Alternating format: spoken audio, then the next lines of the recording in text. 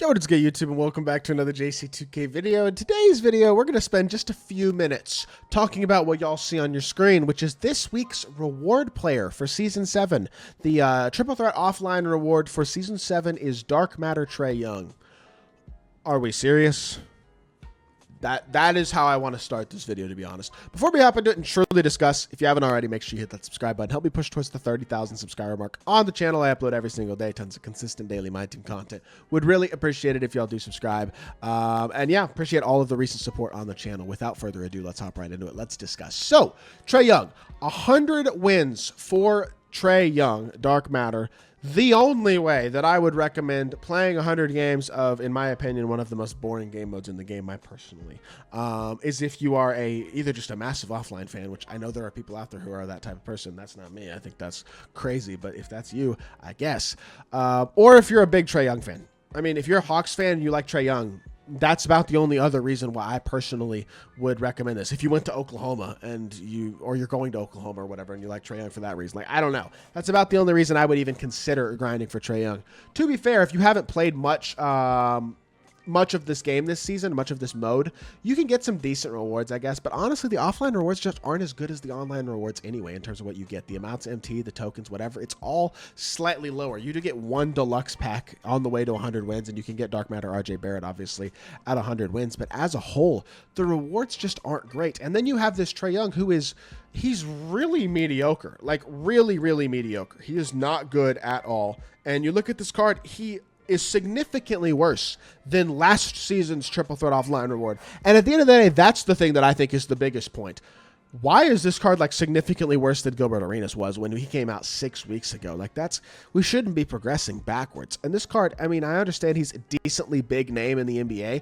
And yes, he's a great shooter. Yes, he has a great fade. Yes, he's got pretty good sigs. He can't dunk very well. He's got a 75 driving dunk, and he's 6'1". So yeah, they souped up his defense, even though he's a terrible defender in real life, and he's got 46 base Hall of Fame badges.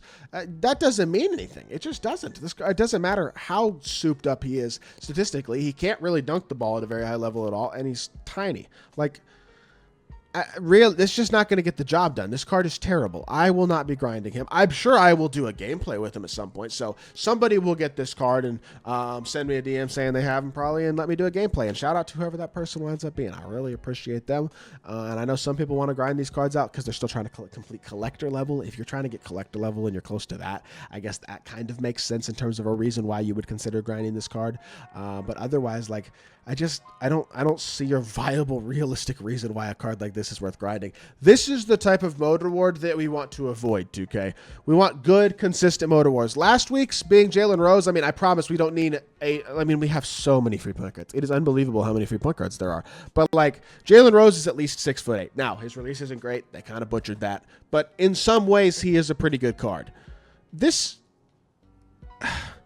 Trae Young is a joke, bro. Gilbert Arenas is legitimately 10 times better than this Trae Young card. I have no reason ever to even consider looking at the Triple Threat offline mode this season, unless I'm trying to do some sort of XP challenge or some sort of grinding thing that requires a certain number of points for a certain number of games or whatever.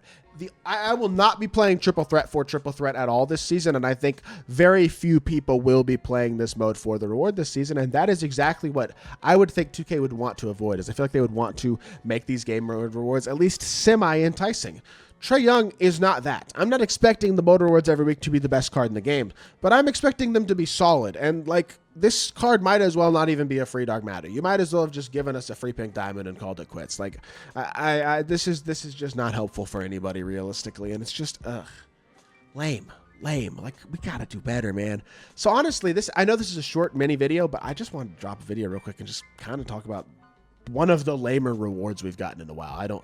I don't love this as quote-unquote content, in my personal opinion. So, I don't know. It is what it is. Again, this is just my opinion. So, I hope y'all did enjoy the video. If you did, make sure you hit that like button, leave a comment, and subscribe. I'll be back with more 2K content very, very soon, and I appreciate y'all. Peace.